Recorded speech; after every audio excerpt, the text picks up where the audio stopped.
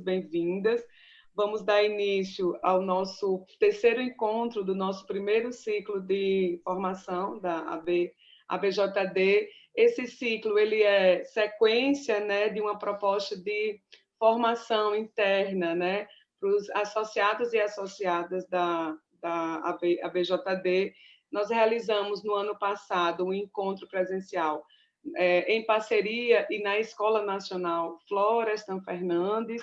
A gente passou uma semana discutindo, né, o sistema de justiça. Tínhamos uma proposta de um segundo encontro presencial esse ano em abril, em função de todo esse quadro da pandemia, a gente não conseguiu realizar, mas mesmo assim decidimos por realizar esse ciclo, esse processo formativo, mesmo virtual, ainda esse ano, e é nessa sequência que a gente vem se encontrando e realizando esses encontros que terminam início da segunda quinzena de dezembro.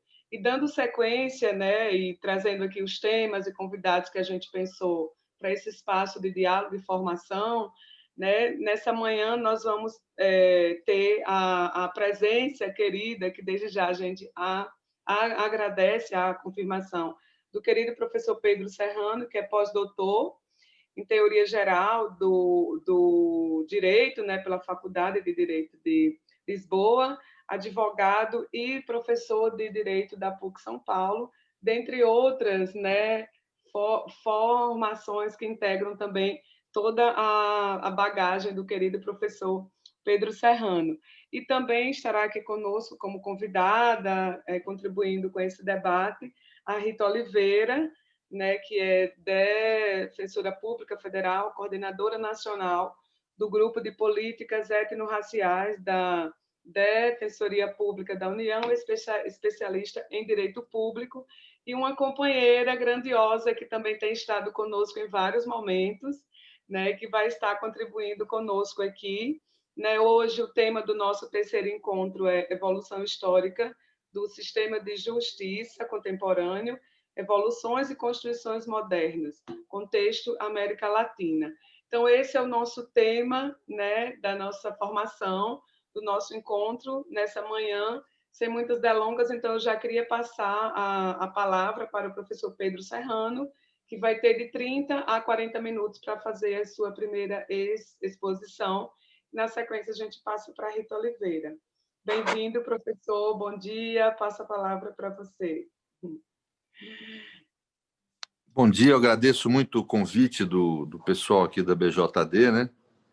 É uma honra poder estar aqui, podendo falar para vocês, né? Em especial, compartilhar aqui com a Rita, que é um grande quadro aí da Defensoria e da reflexão brasileira a respeito dessas questões que nós vamos tratar hoje, né? Uma jurista de escola aí, né? Eu vou tentar me ater ao tema hoje, ficar fixado nele, né? Mas eu tenho dificuldade sempre com o tempo, né? Eu sou falador, assim, gosto de falar e eu vou tentar desenvolver esse tema, não propriamente nos textos que eu encaminhei aí para o pessoal estudar, porque isso aí está publicado e, em geral, a gente publica coisas que a gente já não pensa mais, já não gosta mais, né? Eu vou tratar de questões que eu tenho refletido. Eu fiz 2 pós-docs aí em Paris e acabei passando a lecionar lá na Universidade de Nanterre e conduzindo um grupo de estudos também na Universidade Católica de Paris. E vou tratar um pouco do que eu tenho refletido, e só para colocar os pressupostos, né? É um pressuposto que são pressupostos assim, que procuram partir de uma noção de classe fundada, obviamente, numa certa visão marxiana, mas numa noção de que classe não é só um elemento que advém mecanicamente do conflito infraestrutural, né? Para haver classe, não basta apenas haver o mecanismo de exploração material, é necessário haver a consciência da classe, o que significa dizer, aí ingressa todo elemento chamado de superestrutural, ou seja, entram todos os elementos culturais e etc. do processo humano, né? E, portanto, ingressam no processo infraestrutural do conflito social, todos os aspectos de identidade, gênero, como elementos essenciais dos conflitos humanos, né, e sociais, e, portanto, a leitura histórico-estrutural tem que levar em conta esses aspectos, inclusive o direito, né? Vários historiadores e pensadores observaram isso que eu estou falando aqui, pós-década de 30 e 40, tudo bem que isso tem a ver com a Segunda Guerra Mundial, mas também tem a ver com a publicação da ideologia alemã e do Grandizes de Marx, que só houve nesse período. Então, queria só explicitar esse pressuposto, né? Bem, e eu vou fazer um marco histórico aqui para iniciar a nossa reflexão, que eu acho um marco fundamental, que são as revoluções burguesas, aí, ou liberais, chamem como quiser, né? E vou procurar fazer uma leitura, que é o que interessa para nós hoje aqui, porque eu tenho que ter esse recorte, que é uma leitura desses fenômenos que nós vamos tratar à luz da teoria do Estado e do direito, né? Que eu acho que é o que mais, vamos dizer, vai interessar para nós por conta do tema nosso, né? O que cria uma certa dificuldade pela falta de literatura nessa perspectiva que eu tratei aqui, né? Mas vamos lá.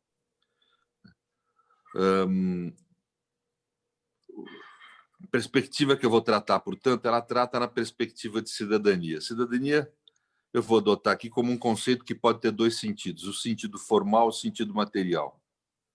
No sentido formal, a cidadania pode ser tido como direito de voto, o direito de participação no processo político, na formação da vontade política.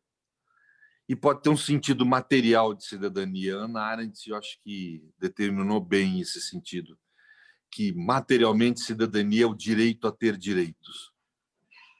Ela identificou esse sentido. Esse sentido existe desde o início da modernidade, de entender cidadania como esse direito a ter direitos. Parece um conceito bobo, formal, menor, para quem tem uma certa formação marxista, um orgulho desse tipo de formação. Não é. Não é um sentido menor.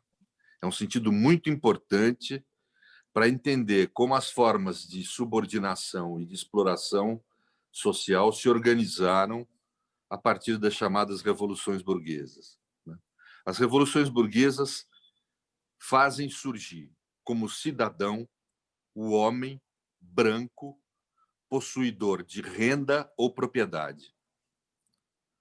A chamada democracia burguesa, ela era burguesa por causa disso. Quem exercia a cidadania formal, ou seja, quem votava, e quem exercia de forma plena a cidadania material, ou seja, quem tinha direito a ter direitos, era o homem branco, possuidor de renda ou propriedade. Era assim que determinavam as constituições do Estado de Direito e democrático recém-nascido, seja na França, seja nos Estados Unidos, com as suas respectivas revoluções, seja na Inglaterra, quando houve lá a Revolução Gloriosa. Ou seja, as três revoluções marcam, Revolução Francesa, Revolução Gloriosa, Revolução Inglesa, fizeram surgir esse fenômeno.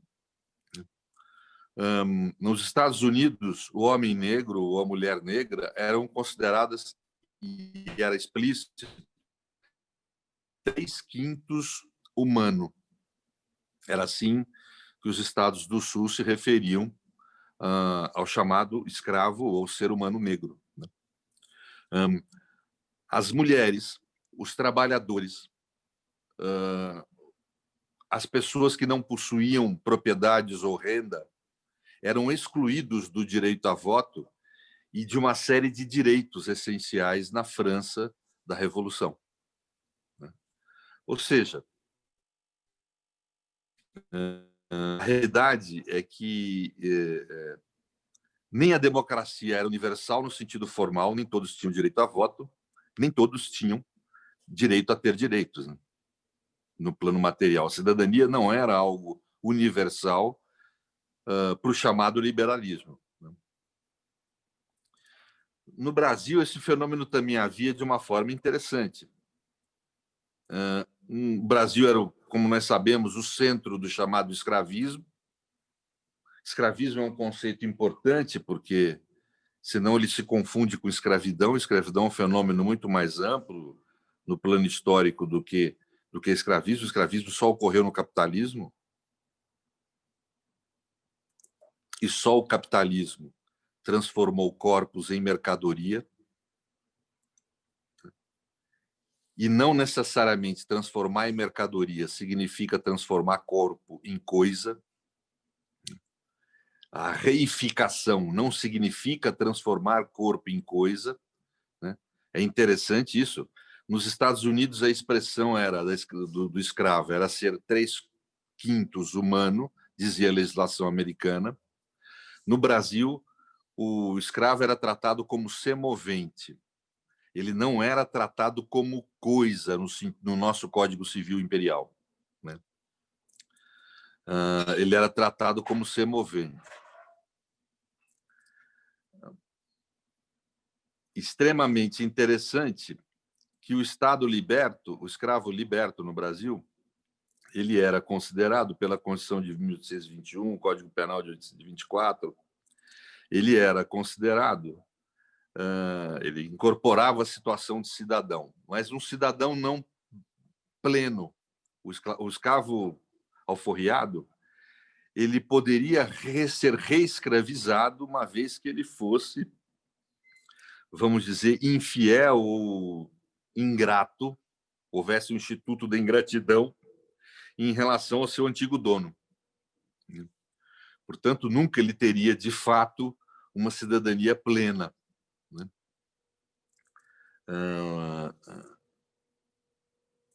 Ele perdia a condição de semovente e passava a ter uma condição de, vamos dizer, 3/5 cidadão, né? O que aproximam essas condições jurídicas? A condição do escravo semovente ou 3/5 cidadão no Brasil, 3/5 humano nos Estados Unidos, a condição da mulher ou do trabalhador na França, e o que isso vai repercutir no correr do século XX, em certa medida até hoje. Isso vai compor um importante conceito nas democracias ocidentais, que é o conceito de minoria, né? Um conceito que vai ser muito relevante para a gente entender esse conteúdo que nós vamos ter hoje. Há muito se fala no ambiente das democracias do conceito de minoria. E a gente tende a entender minoria, direitos de minoria, no sentido numérico. E todas as pesquisas que eu fiz, inclusive na Europa agora, durante 2, 3 anos, é de que minoria não tem esse sentido. A minoria nunca foi adotada nesse sentido, em nenhuma dessas legislações. Eu tenho aqui anotado, depois, para quem quiser, toda essa legislação do Império Brasileiro, tem a legislação americana, francesa. Minoria é adotada no sentido de menoridade. É minoria no sentido de menor. Cidadão pleno era o homem branco, né? O ser humano masculino branco dotado de propriedade ou renda, né? Ou seja, o homem burguês, né? Os outros seres humanos, homens trabalhadores, negros e mulheres, eles eram menores, por isso minoria.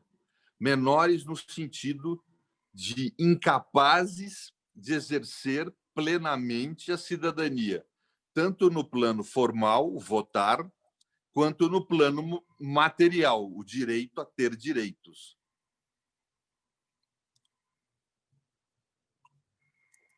Ou seja, eram menores. Esta era a proposta de democracia no sentido formal, eleitoral, e no sentido de direito a ter direitos, de direitos do liberalismo. O liberalismo nunca propôs, os autores da época são quase que uniformes nisso, eu estou falando desde Benjamin Franklin até Tocqueville, nenhum dos liberais da época propôs algo muito diferente disso que eu estou falando. Ou seja, o liberalismo não propôs, no seu começo, nenhum autor liberal, uma universalidade do direito a voto, portanto, uma universalidade da democracia ou uma universalidade do exercício de direitos. Tanto no plano da filosofia, da filosofia política das ideias, quanto no plano concreto das legislações. A forma como isso vai se desenvolver nas Américas, em especial no Brasil, obviamente é mais violenta e mais recrudescida. Nós vamos ter, eu não preciso dizer aqui para ninguém, o país onde você vai ter a mais longo período de escravismo do mundo e o mais intenso escravismo do mundo. O país do mundo onde mais corpos negros vão ser sequestrados da África. Nós sequestramos cerca de 4 milhões de pessoas do continente africano. Para termos uma ideia, os Estados Unidos sequestrou 10% disso, 400 mil, que foi o segundo país que mais sequestrou. Fomos o principal centro operacional de exercício de escravismo do mundo, né? Não houve outro país onde houve mais tráfico de escravos e outro centro operacional. Fomos um grande centro, fomos uma grande colônia, mas também um grande centro de colonização. Daqui foram colonizados grandes países africanos, como Angola, Moçambique, né? Vocês vão falar, mas foram colonizados por Portugal, porque na época o Brasil era colônia de Portugal. Foi daqui que foram portugueses brasileiros, vamos dizer assim, que colonizaram Portugal e Moçambique, por exemplo. Ou seja, o Brasil, o escravismo foi um aspecto muito relevante, não preciso dizer para ninguém, no desenvolvimento da nossa história. Nós tivemos, dos países livres, o mais longo tempo de escravismo, né? E o processo também mais longo da chamada libertação, mais cruel. Nós tivemos uma sequência de leis, todo mundo aqui conhece, né? A lei do ventre livre, que tornou livre as crianças, e com isso significou que os escravos tinham que repartir a sua alimentação com as crianças, exonerando os proprietários de terra do dever de alimentá-los e de sustentá-los. As leis dos sexagenários, que com isso exonerou os donos de terra de ter que sustentar os escravos depois na idade improdutiva, né? E, por fim, com o chamado processo de libertação, nós acabamos tendo a indenização não dos escravos, como propunha o grande André Rebouças, realizando a reforma agrária. Imagina que país esse teria sido se fizesse isso, né? Mas nós acabamos tendo a indenização dos donos de terras pela libertação e não dos escravos, né? Mas esse foi o nosso processo histórico, que é muito marcante na construção da sociedade brasileira, né? E isso, e nós vamos ver esse processo construtivo através se estendendo para além do período do escravismo, primeiro por essa noção de minoria, com o negro e as mulheres permanecendo nessa condição de minoria no sentido de menoridade, ou seja, não conseguindo ainda exercer de forma plena os direitos, sendo encarada como seres menores no ambiente social, né? Ou seja, não detentores, primeiro, do direito a voto e, segundo, do direito a ter direitos. E isso vai ser manifestado nas nossas constituições e na nossa legislação do correr do século XX, né? Eu quero aqui destacar alguma coisa que as pesquisas trouxeram, né? Vou só falar de alguma coisa, porque senão eu fico enchendo o saco de vocês com texto jurídico, mas que eu acho que é relevante. Nós estamos aqui nessa coisa meio chatinha, mas que é importante porque é o nosso papel como pesquisador e apontando para as pessoas a topografia jurídica desse caminho, vamos dizer, de exploração e submissão que o direito aponta e que a doutrina jurídica se cala, né? Não fala nada a respeito. Então, como eu falei, no correr do Império é muito importante vocês estudarem, depois eu encaminho para vocês, essa legislação do escravismo e do reescravismo, né? Da escravidão, como é que a pessoa era tratada, como é que o regime jurídico do escravo, como semovente, a legislação, vamos dizer, muito interessante sobre de como era tratado, por exemplo, o escravo liberto, o Instituto da Reescravidão por Ingratidão. Acho que é importante dar uma lida nisso, para a gente compreender como é que foi sendo criada essa ideia de minoria como minoridade. E depois, como esse é interessante, a libertação da escravidão, né, como se diz, não existe mais a figura do escravo, mas não há ruptura da ideia jurídica da minoridade, do negro e da negra como menor. Ela permanece na legislação, né? Tanto do negro e da negra quanto da mulher em geral, né? Ainda permanece a ideia do homem branco, vamos dizer, com posses, como sendo o cidadão pleno. No século XIX, os trabalhadores passam, começo do século XX, a conquistar o direito a voto, né? Aqui no Brasil, isso se dá no começo do século XX. Então, o homem branco pobre passa a ter pelo menos a cidadania formal, embora não plenamente a cidadania material. Ele permanece sendo um menor, uma minoria, mas já mais pleno, com o direito a voto. As mulheres sufragistas na Europa iniciam a sua longa caminhada e luta para conquistar o direito a voto logo na sequência. E vão conquistando esse direito. Na década de 30, aqui no Brasil, as mulheres adquirem seu direito a voto. Então, veja, só na década de 30 é que elas vão, vamos dizer, sair da sua condição de menoridade no plano formal e vão passar a adquirir cidadania no plano formal, embora não plenamente a cidadania material. Não vão ter direito a todos os direitos ainda. O negro, o percurso é mais longo, né? Os homens negros passam a poder votar no Brasil um pouco antes da década de 30, as mulheres negras na década de 30. Mas é muito importante dizer algo que eu acho importante na topografia dos direitos do plano material, né?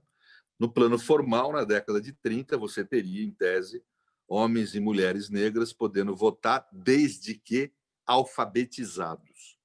Com isso, você exclui a pobreza branca ou negra da possibilidade de voto, né? E também da possibilidade de exercício de uma série de outros direitos, né? E principalmente exclui os homens negros e as mulheres negras por um mecanismo que eu vou dizer aqui.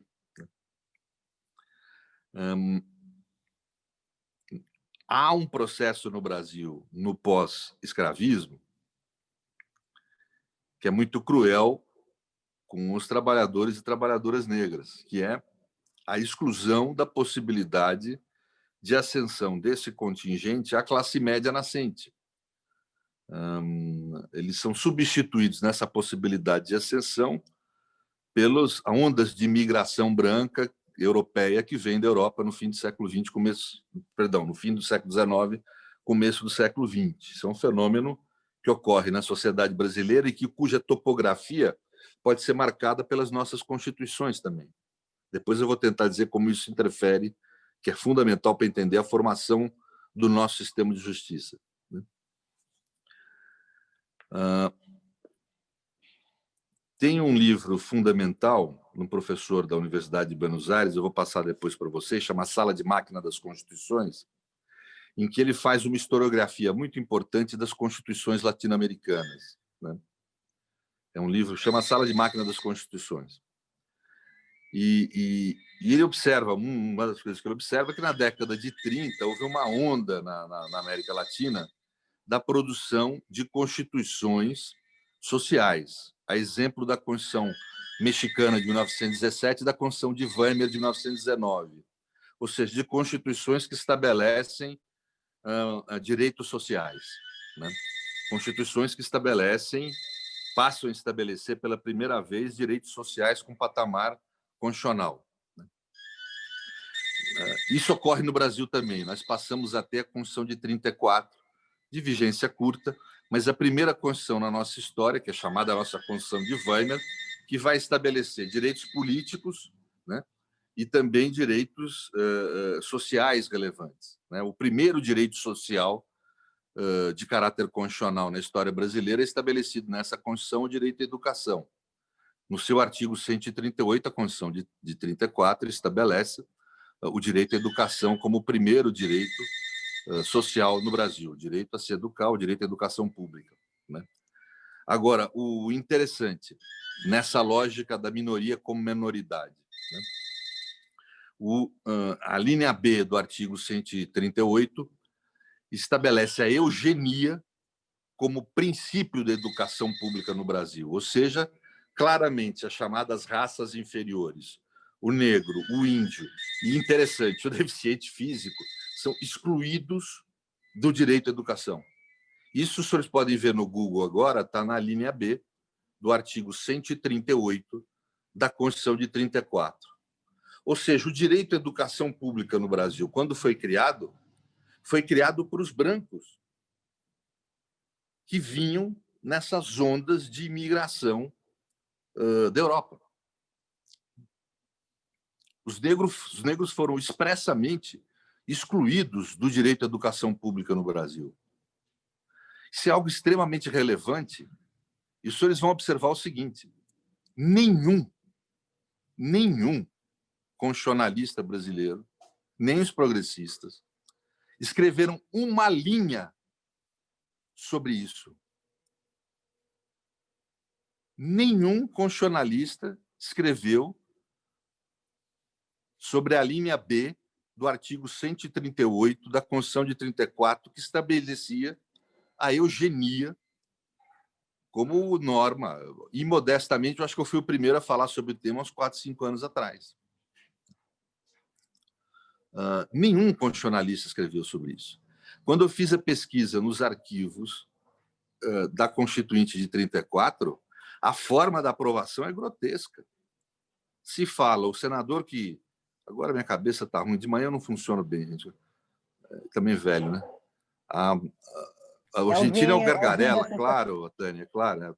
A Tânia me ajuda aí, Tânia. A Tânia é boa de cabeça, ela tem cabeça boa. Daí é o vinho de ontem, Pedrão, é o vinho de ontem. É o vinho. Puta, eu tomei 2 garrafas, bicho. Eu estou exagerando pra caralho. Então, mas quando a gente é moleque, a gente bebe, bicho, acorda bem pra caralho no dia seguinte. Depois... Mas então, o argentino que eu falei é o Gargarella. Mas então, aí você vai vocês podem consultar, é público isso, no Arquivo Nacional do Rio tem, isso facilmente consultável, até por computador.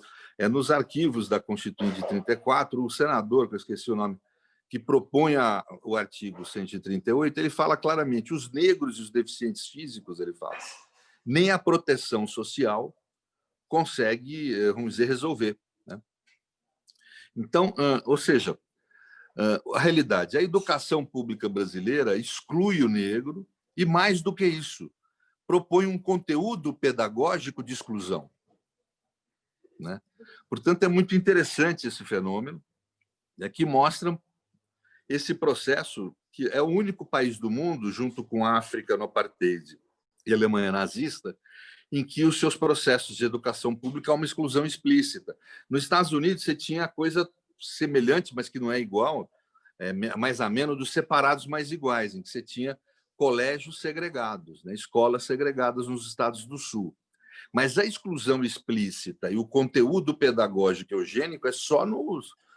Exatamente o conceito dos separados mais iguais, que foi derrubado nos Estados Unidos pela decisão da Suprema Corte em 1954, lá do Brown versus Board Education, aquela decisão da Suprema Corte que todo mundo deve conhecer, ficou famosa, mas era muito menos agressivo do que isso que nós estamos falando aqui no Brasil, porque lá a lógica era a lógica dos chamados separados mais iguais. Nos Estados do Sul tinham escolas separadas, mas os currículos e o conteúdo pedagógico eram iguais, né? Tanto que era a defesa de igualdade que eles faziam. Aqui não.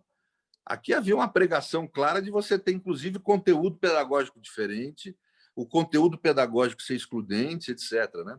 Então, ou seja, há uma efetiva, vamos dizer, postura não só segregacionista, mas como efetivamente eugênica na educação pública brasileira. e por determinação constitucional. Essa política pública é assumida expressamente pela nossa Constituição. Não há outro país do mundo, salvo a África do Sul, do apartheid, e a Alemanha nazista, que tem assumido algo semelhante nas suas constituições, né? Então, é muito grave isso, e o interessante é que não há um constitucionalista, um jurista que tenha tratado do tema até hoje, né? Isso passa com imenso silêncio do nosso segmento. Isso, para mim, tem uma relação muito imediata, porque agora que eu vou começar a falar sobre o que interessa, porque eu sou meio lento, com a formação do nosso sistema de justiça e da crise constitucional constante que nós temos no país, né? Nós sabemos, todos sabem, que há uma reviravolta no direito no pós-Segunda Guerra Mundial. O Ocidente sofre uma reviravolta no pensamento humanístico, porque o homem ocidental ele vai sendo construído no pós-revoluções liberais ou burguesas em cima de dois pilares, né? Ciência instrumental, né? Há uma crença a partir do século XIX que a ciência responde às grandes questões humanas, né? Pela evolução que ela trouxe à humanidade, né? A sociedade industrial, etc. Tal.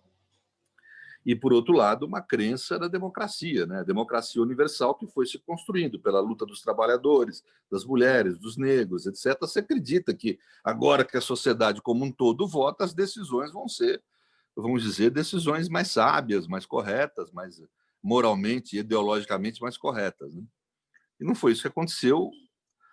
Vamos dizer, a democracia levou à ascensão do nazismo e do fascismo, e que utilizaram da ciência para produzir genocídios, etc. Tudo isso leva a um nó que deu na cabeça do homem ocidental, digamos assim, e o pós-Segunda Guerra são as humanidades, as teorias humanísticas indo atrás, vamos dizer, de solucionar as questões trazidas por essa tragédia, digamos assim. E o direito responde como? Responde pelas constituições rígidas do pós-guerra, né? Ou seja, a ideia de democracia como soberania popular é flexibilizada. Democracia passa a ser compreendida não apenas como soberania popular, como vontade da maioria, né? Mas também como garantia de direitos, ou seja, limites à vontade da soberania. A maioria pode decidir como quiser, desde que não decida contra certos valores civilizados, que são os direitos fundamentais, pelo menos, os direitos humanos, né? E esses valores de civilização, esses valores mínimos, são garantidos numa Constituição que é hierarquicamente superior, que estabelece uma força contra-majoritária, digamos assim, princípios contra-majoritários no ambiente social. Isso, obviamente, é uma revolução no direito, né? E na teoria jurídica. Passam a se produzir teorias jurídicas avaliativas. Por que avaliativas? Porque a ideia de justiça deixa de ser algo subjetivo, algo ideológico de cada um. A Constituição determina o que é o justo. Deixa de existir Constituição como algo sem partido. As Constituições passam a ter partido, passam a fazer opções ideológicas a priori, né? Passam a determinar o que é o justo, né? Portanto, é possível você falar numa hermenêutica jurídica não neutra. Aliás, é possível não. É necessário você falar numa hermenêutica jurídica não neutra. Uma hermenêutica jurídica democrática constitucional, uma hermenêutica jurídica antirracista, uma hermenêutica jurídica em favor dos trabalhadores, uma hermenêutica jurídica feminista. Todo esse tipo de construção passa a ser possível nesse âmbito das chamadas teorias avaliativas. Qualquer dia eu queria voltar aqui na BJD para a gente tratar disso. Acho que esse é um tema absolutamente fundamental e que ninguém da esquerda trata, pelo menos aqui no Brasil, né? E que é o grande tema hoje, eu diria, das correntes de esquerda no âmbito da teoria jurídica, né? Mas, de qualquer forma, o pensamento de esquerda gira em torno disso hoje no âmbito do direito. A construção de hermenêuticas próprias do nosso ambiente, que são absolutamente legítimas face a essas constituições, vamos dizer, do pós-guerra, né? Então, nesse ambiente que as constituições do pós-guerra criaram, né, o judiciário passa a ter um papel relevantíssimo, né? Um papel de ser o guardião dessas constituições. Agora, na América Latina e no Brasil, vamos dizer que especial, isso passa a ter um elemento crítico, porque aqui no Brasil, com esse fenômeno da exclusão dos trabalhadores, em especial do negro, da negra, dos índios, desse ambiente étnico que compõe a maioria do povo brasileiro, a exclusão do processo educacional, a importação do concurso público europeu, que é de formação europeia, a ideia de concurso público vem da Europa, para o Brasil, em vez de ser lá na Europa, concurso público teve um sentido includente, um sentido muito positivo, um sentido de isonomia, de tratar as pessoas de forma igual. Aqui no Brasil, como nós tivemos essa história de exclusão da educação pública, da negritude, do índio, dessas etnias, vamos dizer, de menoridade, né, do direito à educação, o concurso público teve um sentido de exclusão, porque, de fato, só teve acesso aos cargos públicos e funções públicas a branquitude. Essa que é a realidade. E hoje nós temos, no deep state brasileiro, para usar uma expressão possível, nessa camada burocrática do Estado brasileiro, judiciário, Ministério Público, advocacia pública, a Receita Federal, o Oficialato General das Forças Armadas. Nessa estrutura, você só tem branco, né? E homem, né? É impressionante isso. E isso acaba gerando uma crise no constitucionalismo brasileiro do pós-guerra, porque você tem o programa normativo, o texto normativo progressista, uma das constituições no plano dos direitos mais progressista do mundo, avançado, e você tem um sistema de justiça estabelecendo um paradigma extremamente atrasado, colonialista, que reproduz o que de pior há, vamos dizer, na eurodescendência brasileira, em termos de afetividade, de exclusão do negro. Essa afetividade eu não tenho tempo de descrever aqui, mas é uma afetividade extremamente elitista, racista, exploradora e opressora, né? Ou seja, é o que de pior há na nossa sociedade, está representado nesse paradigma interpretativo da Constituição que o sistema de justiça traz. E aí eu não vou alongar, infelizmente, isso aqui era só para ser a introdução da minha exposição. Aí o texto que eu distribuí começa, que é estabelecer por que no mundo contemporâneo nós deixamos de ter ditaduras e estados de exceção, passamos a ter formas de autoritarismo líquido, e o porquê que na América Latina e no Brasil é o sistema de justiça o agente das medidas de exceção que compõem esse autoritarismo líquido. Nós não temos mais ditaduras, né? Estados autoritários. Nós temos produção de medidas de exceção no interior da democracia. E na América Latina e no Brasil é o sistema de justiça o principal soberano que produz essas medidas de exceção. Por que o sistema de justiça? Por causa dessa história que eu procurei falar aqui, que está plasmada na nossa ordem jurídica e que tem esse construto burguês, racista e machista, né? Estruturalmente, né? É o sistema de justiça quem detém a confiança da nossa elite para poder exercer, vamos dizer, o agenciamento dessas medidas de exceção por causa dessa história dele, né? Desse processo histórico que nós atravessamos, né? Eu acho, eu não sei se ficou claro, eu estou meio disperso hoje, mas eu espero que tenha ficado. Eu acho que o estudo que a gente tem que empreender, nós estamos falando aqui entre colegas, né? Eu acho que é essa legislação do Império, que é fundamentalmente os dois códigos civis da época do Império, a forma como tratava a escravidão, o Código Penal de... Eu não lembro se é a Constituição de 24, é isso, Tânia? E o Código Penal de 21 é vice-versa, né? Mas eles tratam do regime mesmo, da escravidão também. A legislação francesa sobre o voto, né? Que está na Constituição Francesa do terceiro ano é a Constituição do ano 3 da Revolução Francesa, é importante ler, né? E eu proporia a legislação de escravidão, né, do regime de escravos de Carolina do Sul, nos Estados Unidos, né? Que ela é bem a mais descritiva, ela é reproduzida em vários estados, mas a da Carolina do Sul é a mais descritiva, né? Para a gente ter como exemplo. Eu acho que isso aí tudo dá vamos dizer, essa...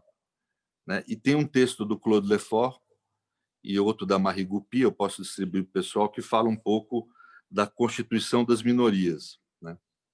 Que eu acho muito interessante para a gente ter essa noção de minoria como minoridade, não como minoria numérica.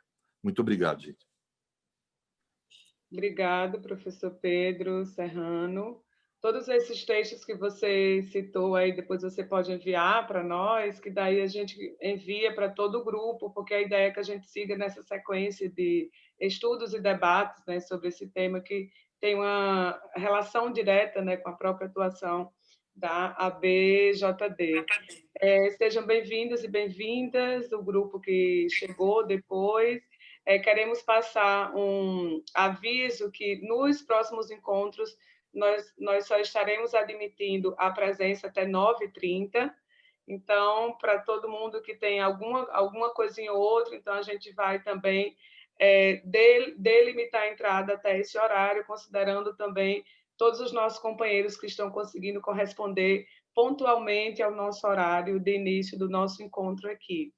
Muito obrigada, professor Pedro. A ideia é que a gente agora possa escutar a companheira Rita e, na sequência, a gente possa dialogar mais, tanto com a sua fala, como da Rita também, que vai trazer alguns elementos aqui para nós. Rita, já passo a palavra para você. Você tem 30, 40 minutos para essa primeira fala inicial. Obrigada. Todos me escutam bem? Sim. Bom dia a todas e todos. Muito obrigada pelo convite. Queria agradecer o convite da ABJD, na pessoa da Mara. Dizer que estou muito feliz de acordar com vocês nesse sábado, tomar um cafezinho inicial, trocar uma ideia. Eu vejo esse espaço aqui como um espaço também muito importante para a gente fazer não só uma exposição do ponto de vista mais de formação, mas a gente trocar mesmo, né, reflexões importantes para a nossa atuação de exercício democrático, né? Então, é nessa perspectiva que eu quero trazer a minha contribuição. É uma grande honra falar na companhia do professor Pedro Serrano, a quem eu já tinha como uma referência. Eu conheço as obras do professor, já utilizei tanto para trabalhar como para escrever, né, artigos, enfim. Então, é uma honra, nem sei se eu correspondo aí em termos de referência acadêmica a esse lugar de partilhar com ele essas reflexões, mas vou tentar trazer aqui uma contribuição. E dentro desse tempo de fala que me foi proposto, eu até dialogando aí um pouco com o que o professor já trouxe, eu queria pensar um pouco aqui com vocês sobre essa ideia de modernidade constitucional, revoluções em América Latina, em cima de uma bibliografia de base, né, que eu propus para vocês, encaminhei aí para o pessoal da coordenação, que é a obra do professor Marcos Queiroz, que para mim é professor da UNB, do Direito da UNB, que escreveu a obra Constitucionalismo Brasileiro e Atlântico Negro, e para mim é uma obra que me trouxe assim uma luz muito grande para enxergar diversas categorias que articulam a questão racial como uma questão central para a gente pensar a formação do Estado brasileiro e também as influências mesmo dessa era das revoluções na formação constitucional brasileira. Então, essa obra do professor Marcos Queiroz, ela vai articular duas categorias, né, duas concepções que para mim são importantíssimas para a gente pensar essa ideia de modernidade. A primeira categoria é a categoria Atlântico Negro, né? E a segunda concepção que ele traz é a própria compreensão da importância da Revolução Haitiana nesse processo moderno. E dessas concepções a gente consegue aí evoluir para uma análise geral do sistema de justiça contemporâneo. E aí eu acho que a gente vai poder trocar depois, numa segunda oportunidade, reflexões sobre isso. Então, eu preciso primeiro trazer aqui para vocês uma síntese do que bem ligeira mesmo, porque o tempo não permite, do que foi a Revolução Haitiana como um capítulo histórico da modernidade, né? O professor Marcos Queiroz traz essa síntese da Revolução Haitiana no seu capítulo 2, né, do livro, e tem uma citação em especial que ele traz logo no início desse capítulo, que eu acho que é bem ilustrativa assim, do fenômeno histórico da Revolução Haitiana e de como esse fenômeno histórico ele foi estrategicamente invisibilizado pela historiografia moderna, né? É uma citação de uma autora, que é uma autora de base também da pesquisa dele, que é a Susan Buck-Morss, que escreveu Hegel e o Haiti, né? O professor Pedro Serrano com certeza deve conhecer. E o professor Marcos Queiroz traz a citação da obra da Susan, dizendo, abre aspas, se dermos os devidos créditos aos insurgentes do Caribe, a civilização ocidental se dissolve em uma história de poros e de espaços sem fronteiras nos quais esses insurgentes agiram. E essa frase eu considero bastante impactante para a gente tentar aqui virar a chave de compreensão da Revolução Haitiana como mais um capítulo dessa era de revoluções modernas, que se dá ali entre, né, os fluxos de ideais da Revolução Francesa e também da independência americana. E também desmistifica essa ideia de que a Revolução Haitiana ela pode ser circunscrita geográfica e politicamente, né? Então, é preciso conhecer um pouco mais da Revolução Haitiana para a gente ter uma compreensão mais profunda. É uma revolução que acontece na chamada Ilha de São Domingos, uma colônia francesa, e começa ali em 1791 e termina efetivamente enquanto lutas revolucionárias em 1804, né, com a derrota das tropas de Napoleão Bonaparte, e culmina ali em 1805 com a declaração de um novo Estado independente, que já em dezembro de 1803 seria batizado com o nome indígena de Haiti.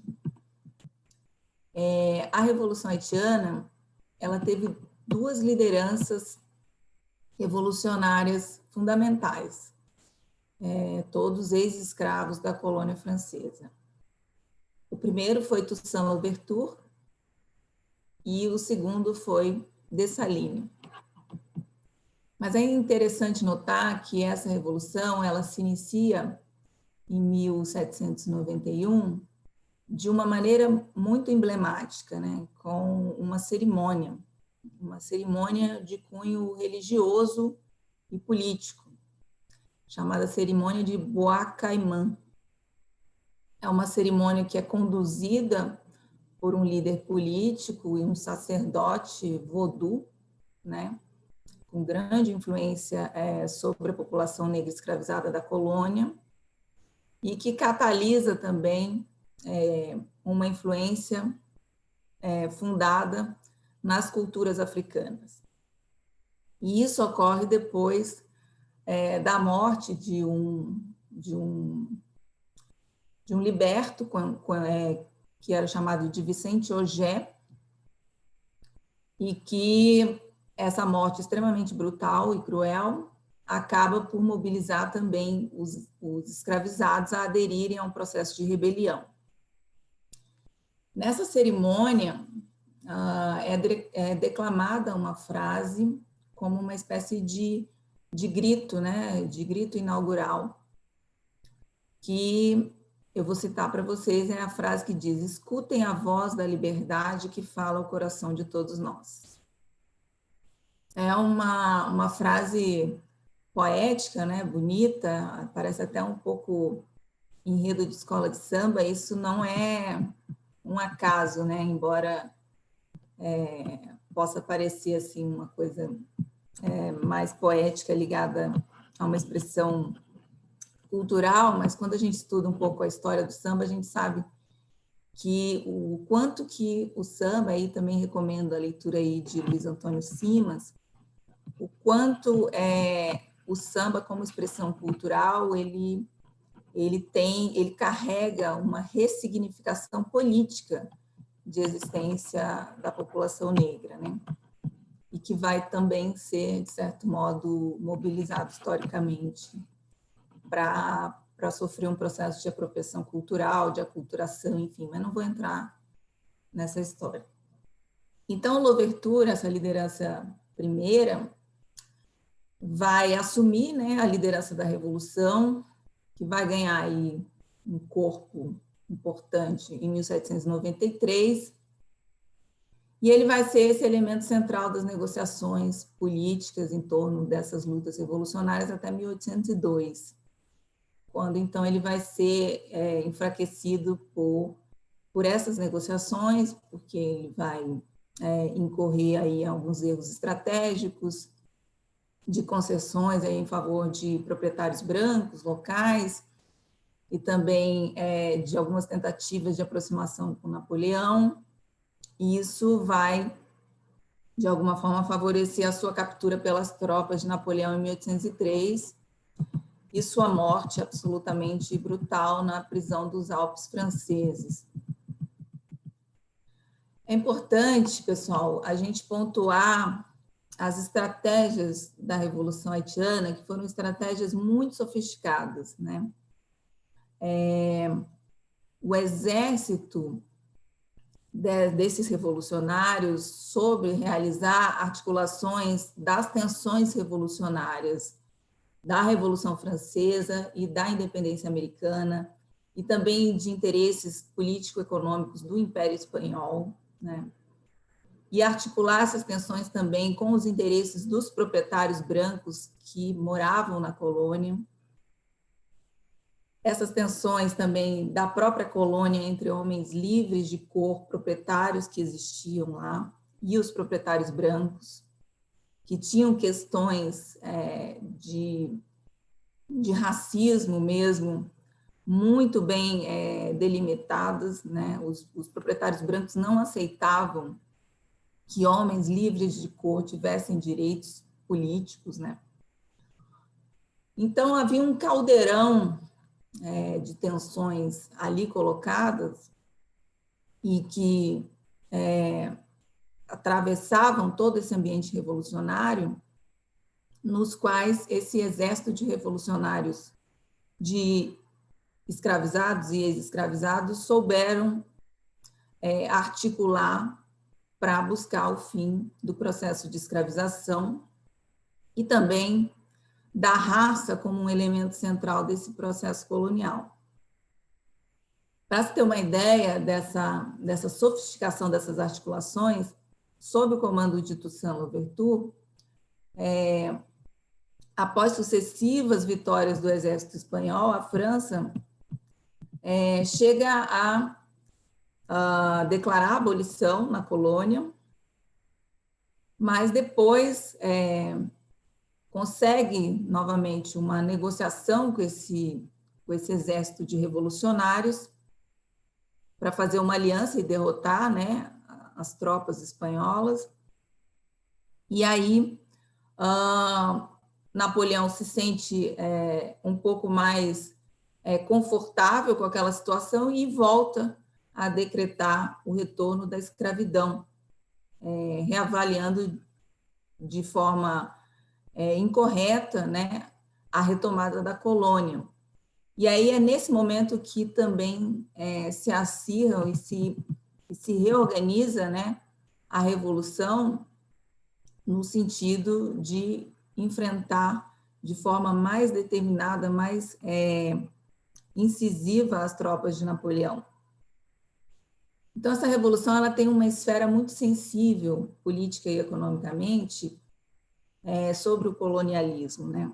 E para articulações dessa era inicial do capitalismo.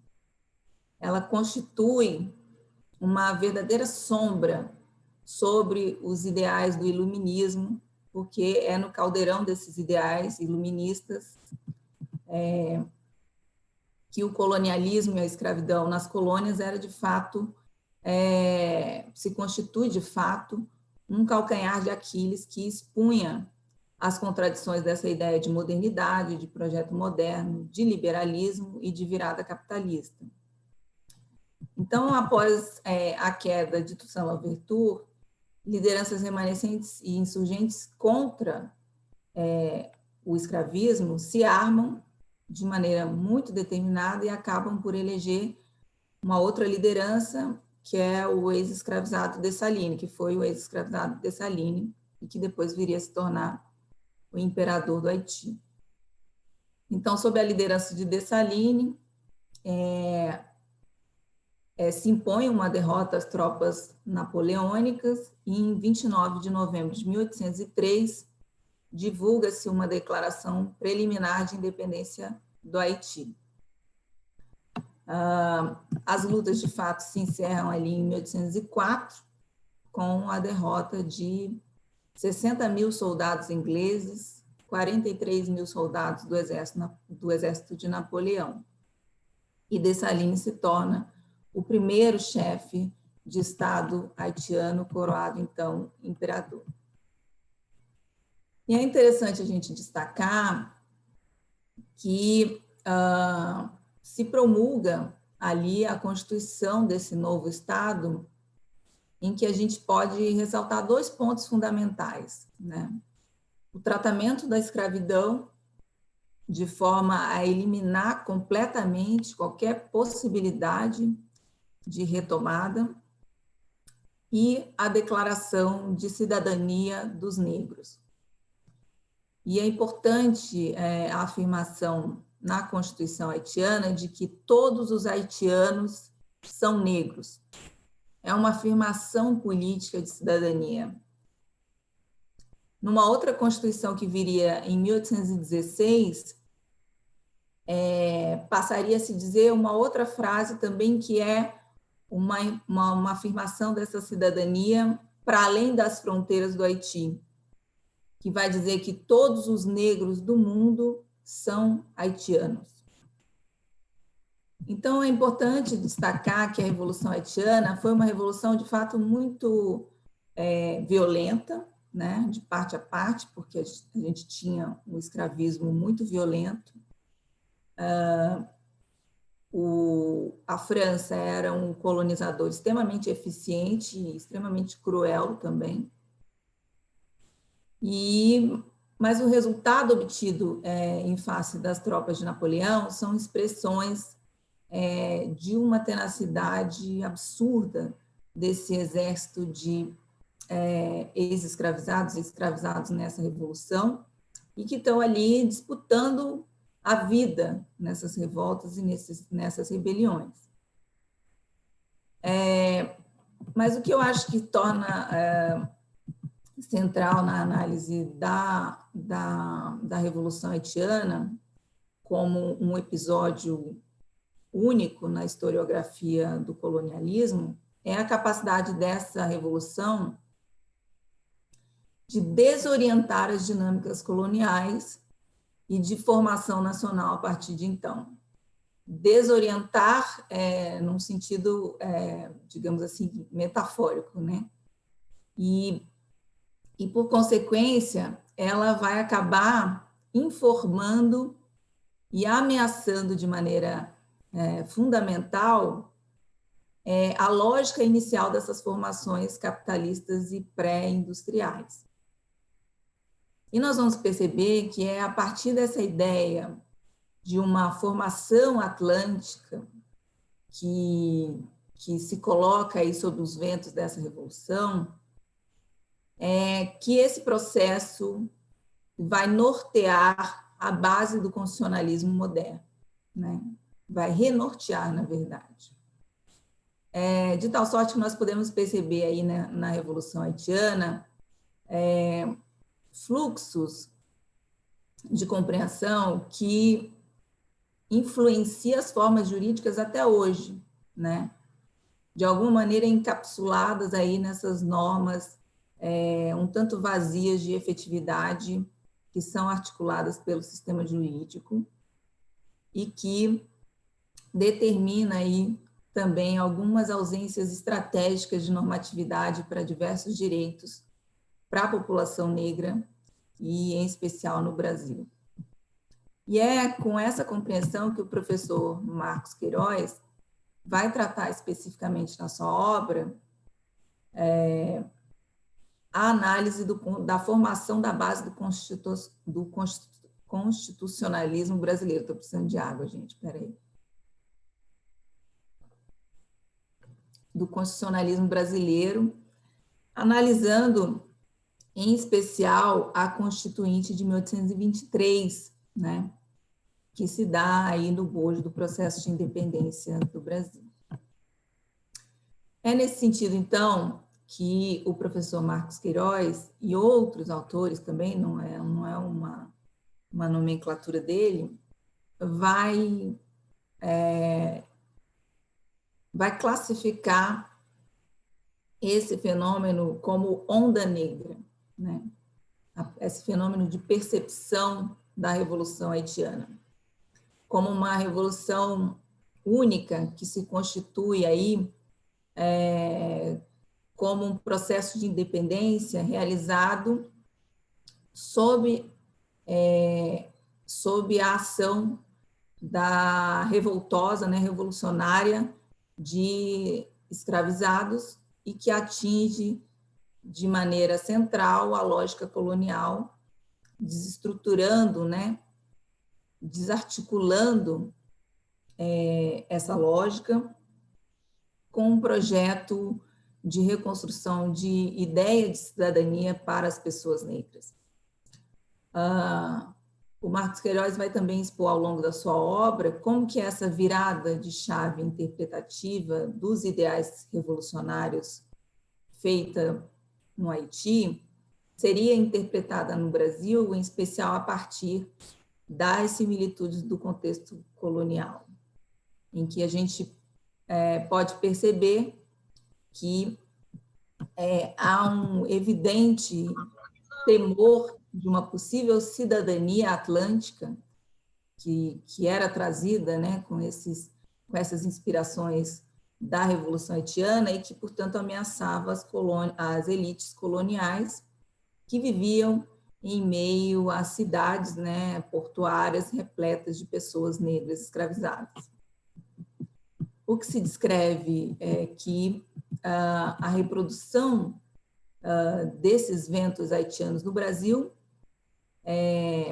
acabaria por desestruturar o aparato colonial enquanto modo de produção, mas, mais do que isso, desarticular um projeto de modernidade universalista que estava em curso e que já articulava aparatos jurídicos diversos, que conta não só de ainda manter a escravidão por um determinado período, mas, sobremaneira, de manter hierarquias raciais necessárias. Então, é nesse sentido que se articula, que o professor Marcos Queiroz articula a ideia de Atlântico Negro, que não seria apenas um movimento de inspiração na Revolução Haitiana, mas uma outra ideia, uma outra noção de cidadania. A noção de cidadania que transcenderia a ideia de fronteiras nacionais, de território. a ideia na qual as pessoas negras estariam profundamente vinculadas pela diáspora e pelo compartilhamento das dores e ressignificações das fronteiras que foi imposta por esse processo, ressignificação dos sentimentos de identificação humana. E essa concepção era por demais ameaçadora para o projeto da modernidade, que, como o professor Pedro Serrano colocou muito bem, universalizaria direitos e garantias, mas categorizaria as cidadanias dentro desses projetos de soberania nacional.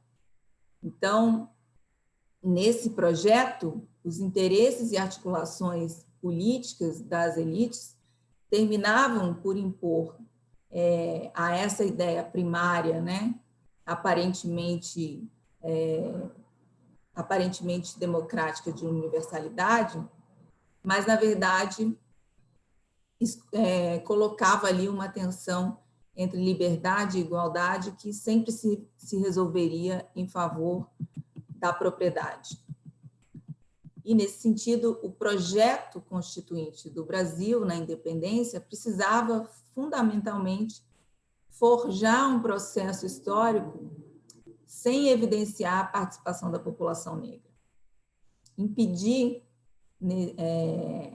nesse processo, a visibilidade das tensões de classe atreladas às questões raciais e, sobretudo, sufocar diversas revoltas e rebeliões que ocorreram dentro desse processo.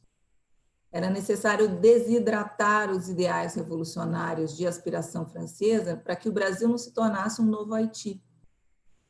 Ao mesmo tempo, era necessário também abolir o trabalho escravo para que o Brasil tivesse, então, uma independência absolutamente conservadora, que garantisse o que as elites coloniais precisavam, que era autonomia política e econômica, proteção da propriedade e, sobremaneira, domínio racial, sob a vigência desses ideais deterministas e eugenistas que iriam informar a formação social a partir de então. Dito isso, eu não quero me alongar muito, que a gente já está chegando próximo das 10h30, mas eu queria permitir aqui a gente avançar um pouco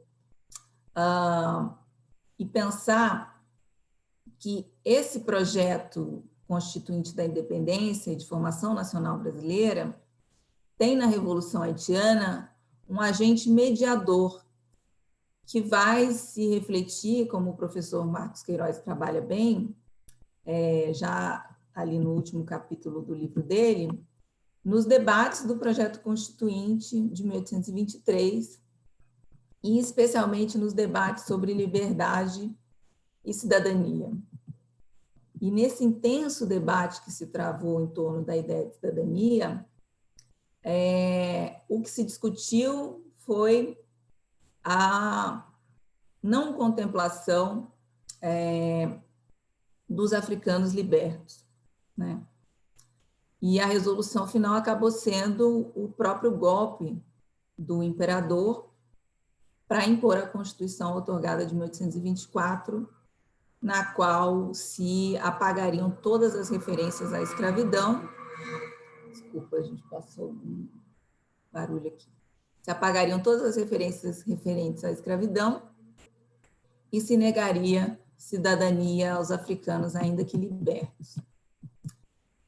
E é nesse sentido que a obra do professor Marcos Queiroz também nos chama a refletir como que essa mediação na base da formação nacional, fundada aí no medo e no controle social, vai informar as análises históricas das continuidades, também das descontinuidades, da base da nossa cultura jurídica constitucional.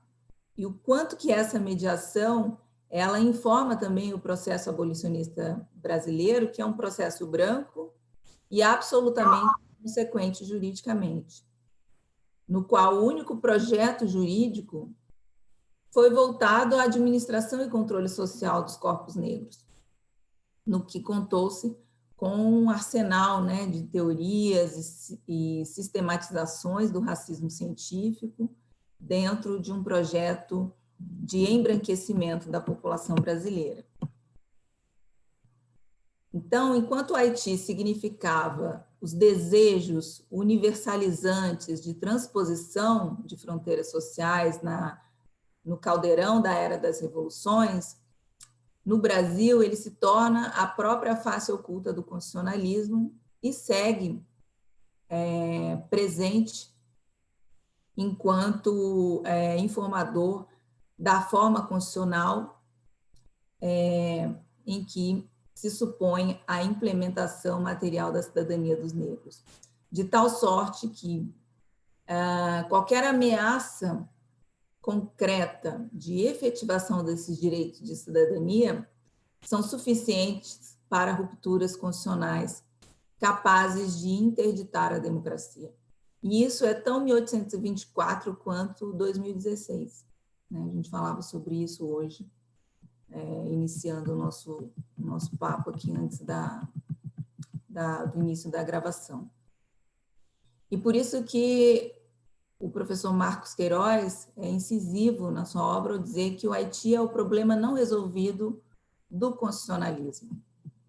E, avançando um pouco mais para dialogar aí com o professor Pedro Serrano também sobre a questão do sistema de justiça, o sistema de justiça é, nesse ponto, um sistema absolutamente implicado nesse processo, porque ele é mantenedor, né, desse processo, na medida em que ele opera a teoria do direito e do Estado constitucional, mas, sobretudo, ele interdita as contradições sociais, ele metaboliza essas contradições em favor de um processo de asepsia dessas desigualdades sociais marcadamente raciais e que, portanto, condicionam o efetivo exercício da democracia. E esse direito informado concebido nesse projeto de modernidade é, então, o que vai conferir racionalidade jurídica a esse temor da onda negra, né? Vai articular, então, as categorias de direitos exigidos por essa modernidade capitalista e conferir, assim, subjetividade jurídica como uma relação que vai ditar as condições de cidadania e, nesse papel também, articular a construção social de raça como um elemento conceitual fundamental.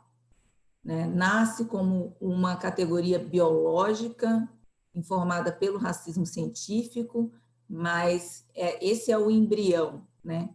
Ela vai ser articulada muito estrategicamente pelo avanço das teorias antropológicas no Brasil, como uma categoria social que vai permear de maneira eficiente o imaginário social, e aí a gente não pode deixar de lembrar de Gilberto Freire, mas também dos que vieram antes dele, e que vai dar aí os limites dessa cidadania. O sistema de justiça, ele é, assim, o epicentro desse processo de metabolização dos limites e dos conflitos sociais. E daí porque é tão importante que as elites, né, no período da independência, mas também no período pré- e pós-abolição como um todo, se consolide como uma elite intelectual, né, nesse projeto, inclusive, de alijamento do processo de educação formal, como lembrou o professor Pedro Serrano, e que transite aí de uma elite agrária, latifundiária, para uma elite que vai ditar e dominar o processo de formação institucional nacional. Duas obras ilustram isso de maneira muito importante, muito bem definida, né? Que é a obra da professora Lilian Schwartz, O Espetáculo das Raças, e também a obra do professor Sérgio Adorno, Os Aprendizes do Poder e o Bacharelismo Liberal no Brasil. Essa última, em especial, com um olhar específico para os intelectuais do direito. E essa operacionalidade estruturante do sistema jurídico vai permear todo o período republicano de formação democrática, obviamente sujeita às negociações decorrentes desses conflitos e tensões sociais, e não é à toa que mesmo no período da Assembleia Constituinte, da Constituição de 1988, que nós vamos ter aí uma ampla discussão social dos direitos e garantias fundamentais, mas nós, se estudarmos um pouco mais os registros de atividade dessa Assembleia, é muito perceptível um processo de discussão e formatação do sistema de justiça muito hermético, né? Inclusive das próprias defensorias, que é aí o meu lugar de fala, mas que até, de certa forma, um espaço também apartado dessas discussões, porque é um processo de concessão ali das elites também, mas o que se percebe é que é um espaço colocado para discussões das elites intelectuais e corporativas. Essa percepção, ela está muito evidenciada nos registros de pesquisa de uma colega defensora que escreveu uma dissertação de mestrado, que é a Lívia Cáceres, na pesquisa do mestrado dela, que chama Kizomba, a Constituição Potência da Defensoria Pública. Nessa pesquisa, ela propõe aí, a ideia dela no final é propor uma hermenêutica haitiana, mas para chegar nisso, ela faz uma extensa pesquisa sobre os debates da Constituinte de 88 e revela esse processo de impermeabilidade das discussões em torno da formação do sistema de justiça, das aspirações sociais, dos movimentos sociais. Então, assim, para encerrar e a gente poder partir para uma segunda etapa, queria deixar aqui como uma reflexão, na verdade, um questionamento, né? Como se estabelecer uma cidadania efetivamente democrática sem o que Attili Bembe chama de devir negro? Ou seja, na obra Crítica da Razão Negra, Attili Bembe vai dizer que, sob as condições do neoliberalismo, todos terão seu dia de negro. Essa afirmação, por vezes, ela é colocada em alguns debates como uma espécie de advertência, mas eu tendo a enxergar como uma sinalização de um caminho necessário para uma verdadeira um verdadeiro processo epistemológico que favoreça uma ação política em prol de um real processo democrático, que é a centralização da experiência racial, do colonialismo, para a definição das agendas de implementação de direitos. A dificuldade de tudo isso, me parece, é romper as estruturas embranquecidas de poder e mesmo nos setores mais progressistas, nós vemos dificuldades em realizar esse efetivo rompimento com esse arcabouço. Essa disposição geralmente vai ali até a página 3. Mas no limite das históricas tensões sociais, a gente percebe, inclusive, que é mais fácil negociar pautas de gênero, que são muito mais sensíveis, do que essas pautas raciais como centrais na agenda política. Então, isso a gente percebe muito fortemente nas disputas institucionais que estão acontecendo agora, falo inclusive da Defensoria, que hoje é uma instituição majoritariamente feminina, mas uma instituição majoritariamente branca, né? Então, a gente precisa pensar até que ponto nós estamos, de fato, comprometidos em experimentar esse devir negro para, de fato, experienciar uma democracia plena e efetiva. Então, queria agradecer muito a atenção de todos e partir para o nosso debate. Obrigada. Obrigada, Rita. Agradecemos a excelente exposição, né? Tanto sua como do professor Pedro, que continua aqui conosco. Agora nós vamos abrir, né, para as falas, né, de como que também os nossos, as pessoas que acompanham o curso, né, podem contribuir também, dialogar com vários elementos que vocês trazem para nós nessa manhã. Antes disso, né, a gente queria também fazer o registro, né, alusivo ao Dia da Consciência Negra, né, vocês trazem para nós um histórico de resistência, né, de opressão com essa marca, né, dessa desigualdade racial, né, e desse racismo estrutural que também perpassa também a construção desses direitos e dessas constituições, com esse recorte também tão perfeito que você trouxe para nós, trazendo essa questão do Haiti.